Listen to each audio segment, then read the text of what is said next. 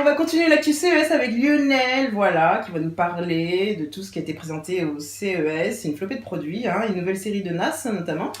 Oui. Voilà, le Nightwalk S8000 spécial gaming.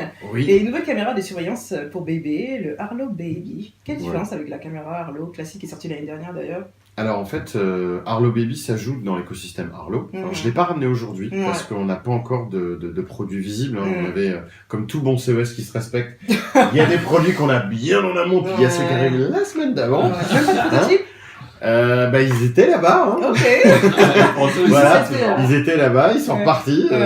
Donc là aujourd'hui, je vous ai ramené Arlo Pro, en fait, qui était aussi annoncé au CES. En fait, on a eu donc 6 awards cette année. Oui. On avait 18 annonces produits. Wow. Et donc 6 awards. Donc oui, c'est vraiment pour nous le CES, c'est vraiment une étape industrielle chaque année.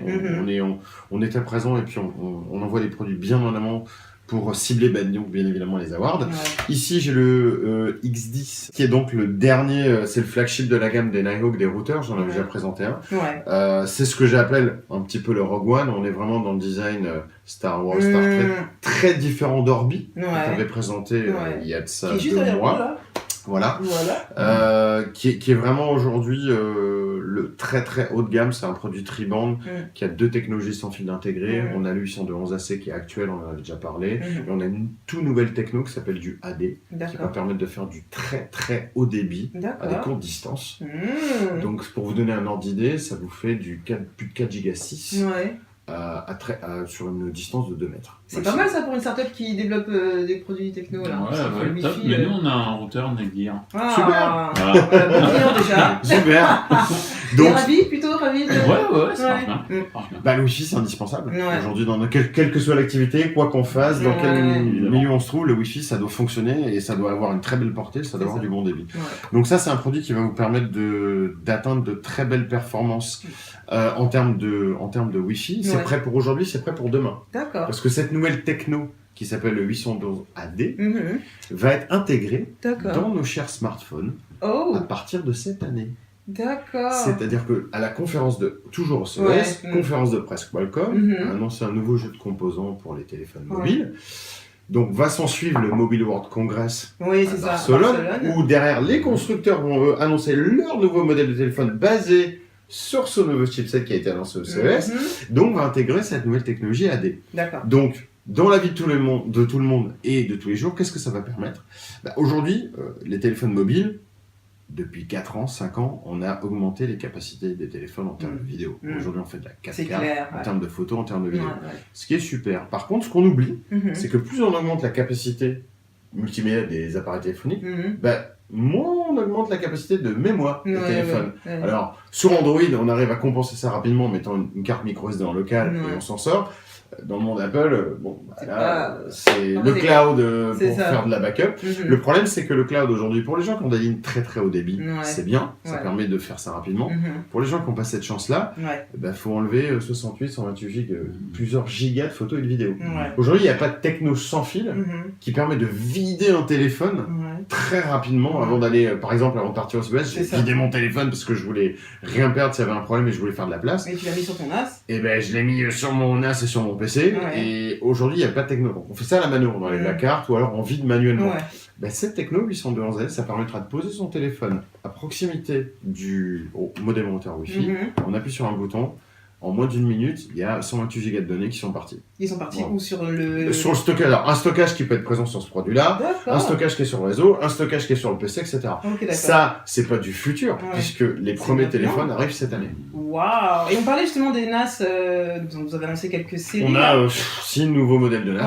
Et j'ai l'impression que les consommateurs ne comprennent pas trop l'utilité du NAS. Il y a ma soeur, par exemple, elle est venue à la maison, elle utilise Dropbox et elle paye un abonnement. J'en connais beaucoup qui payent un abonnement. Et elle voit mon appareil, c'est une Western Digital, et elle fait c'est quoi ça? Et je fais elle comprend pas, donc j'explique. Et elle me dit mais ça sert à quoi par rapport à Gloche? Voilà, t'as tous les trucs chez toi. Alors voilà. Et les gens ils comprennent pas trop l'utilité d'un NAS. Pourquoi?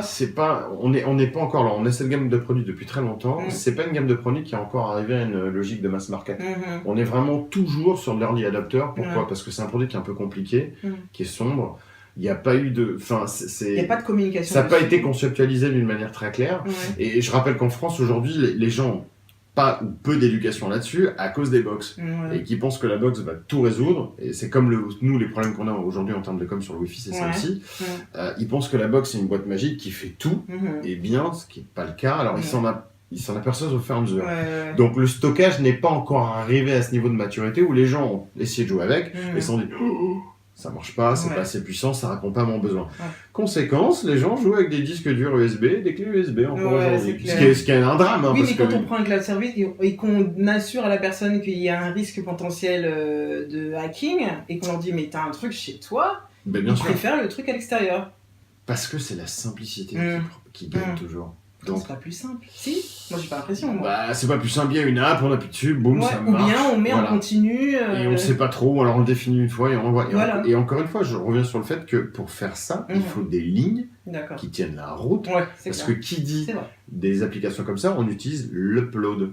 Ce qui est par définition la ligne la plus basse dans une techno DSL, puisque j'ai pas la même bande passante des deux côtés. Les gens en fibre, ils ont pas le problème, parce que là ça résout tout, c'est super.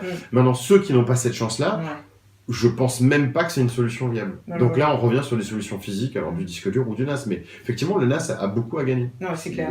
C'est encore un produit. Et peut-être aussi que la niche est encore trop petite. Il n'y a pas beaucoup de constructeurs qui produisent du NAS et forcément qui communiquent. Il y a du monde aujourd'hui qui ont ce genre de solution. Mais il faut que ça monte. Il faut que le stockage monte. Et de toute façon, la 4K, ça va aider. Vous êtes NAS chez Drust ou pas ? On en a un, on en a un. Après, on a aussi des serveurs cloud, mais on est fibré en même temps. Donc, voilà, non mais à partir du moment où vous êtes fibré, c'est super. Et concernant la plateforme Arlo Smart Analytics, qui permet de paramétrer donc les alertes concernant le Arlo Baby, du son, mouvement, personnalité, etc., qui vous prévient si le son détecté correspond aux pleurs du bébé. Voilà. Elle a reçu le trophée CES 2017 Innovation Award. C'est ce qui différencie un peu des autres. Parce que voilà, pourquoi on se dit on ne prendrait pas une caméra classique de surveillance par rapport au Arlo Baby ? En fait, alors dans la catégorie caméra, on a eu 3 awards. On a eu celui pour Arlo Pro, qui est la gamme qui est ici. On a celui d'Arlo Baby. Et on a celui d'Arlo Go. Donc les 3 produits ont un award. En fait, donc fin d'année dernière, on a acheté une boîte qui s'appelle Placematter. Donc ce sont des gens qui sont spécialisés dans le vidéo analytics.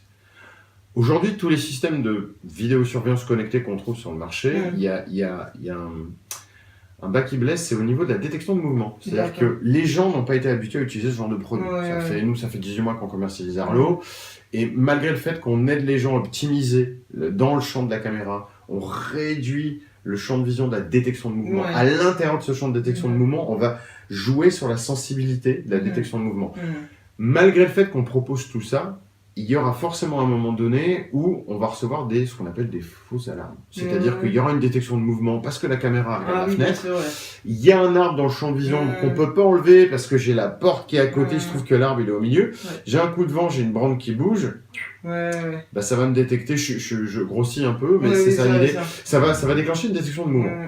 Donc, malgré toutes les optimisations qu'on a faites depuis 18 mois là-dessus, on a besoin d'amener beaucoup plus d'intelligence dans l'analyse de la vidéo en temps réel, de manière à évacuer tous ces phénomènes.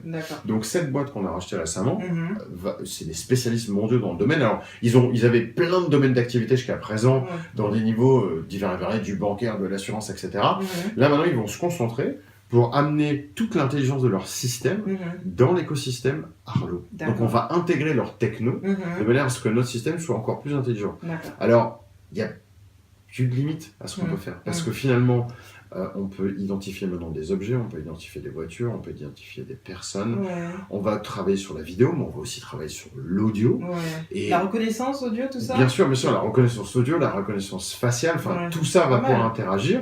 Et du coup, à un moment donné, une caméra peut faire une notification, vous dit « je viens de voir un chien passer, est-ce que c'est bien le vôtre ?» Oui, non. Vous stockez cette information-là, derrière, et ensuite, quand le système revoit le même chien, vous pouvez choisir de ne pas être notifié. Après, il y a aussi des interactions.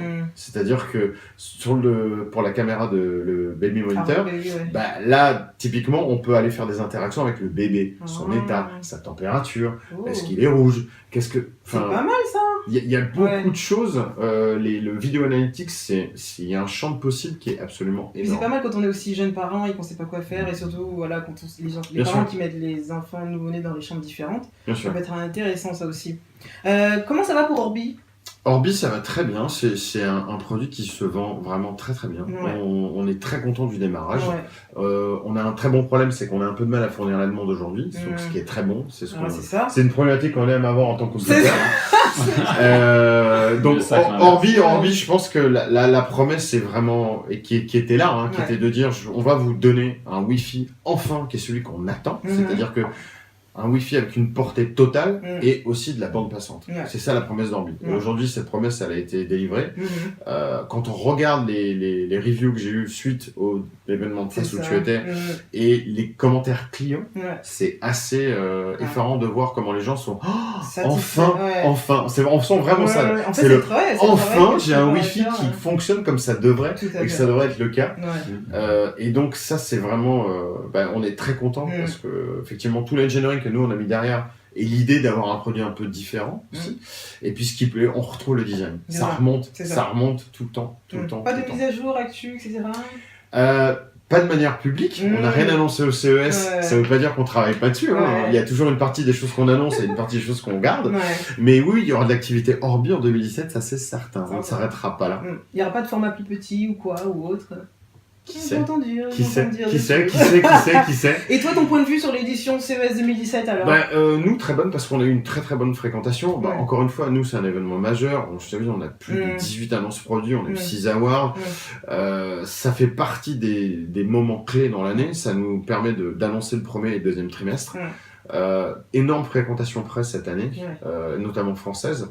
Donc on est très content aussi d'arriver à ramener les gens. C'est dur de les faire sortir du Vénitien et de la French. Parce que c'est dans un hôtel, c'est ça? Nous, on n'est pas dans le Convention Center, on est au Marriott qui est juste en face, le Convention Center. Il y a pas mal de marques qui ont fait ce choix-là, Bah oui, parce qu'il y a beaucoup plus de flexibilité. On a un espace qui est dédié. On a moyen de vraiment exposer l'ensemble des produits d'une manière propre. On n'est pas dans le salon et la cohue et le brouhaha du salon. On arrive à faire des meetings qui sont vraiment les gens sont plus attentifs, calmes. On arrive à créer un moment où on peut leur montrer des choses. Sur un salon, c'est vraiment très compliqué. Il y a du passage, il y a des gens autour. C'est impossible d'avoir une discussion propre. Alors que là, on arrive à faire ça maintenant. Ça, c'est bien. Puis on a aussi des pièces qu'on appelle NDA, où là, on présente un peu les futurs, les évolutions à nos clients, parce qu'on a la partie presse, média, on a aussi la partie client, tous les retailers, etc. Et on fait ça donc au niveau mondial.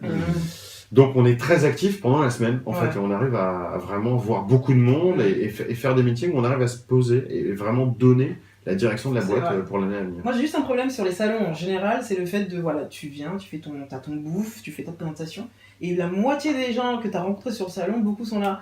Tu me rappelles, quand ils sont de retour, tu me rappelles comment on s'est vu, ils ont tout oublié, il faut tout refaire, et là je trouve que tu payes un espace et tu dois tout recommencer, pourquoi? C'est horrible, c'est horrible. Il y a beaucoup de déchets, on va pas se mentir. Quand on a un booth et qu'il y a du passage, c'est 50%, je sais pas s'il n'y a pas 90% de déchets. C'est vraiment pour cette raison-là que nous, maintenant, on fait plus ça. Vous êtes dans une chambre. On a carrément dans cet hôtel-là, c'est presque un hôtel navire, parce qu'en plus, on loge tous dedans. Entre le dernier étage qu'on a pour le show et les étages qu'on a avec toutes les pièces de démo, au moins, c'est quali. C'est-à-dire que moi, les gens que je reçois, j'ai le temps, il y a un créneau, je m'occupe d'eux, c'est propre, ils ont leur démo. Voilà. Et c'est vrai que beaucoup de gens l'ont dit. Et puis c'est juste à côté en plus. Ils ont qu'à traverser. Il y a Acer aussi qui a pris un hôtel cette année. C'est vraiment la meilleure chose à faire. Je trouve aussi. Merci pour tes infos.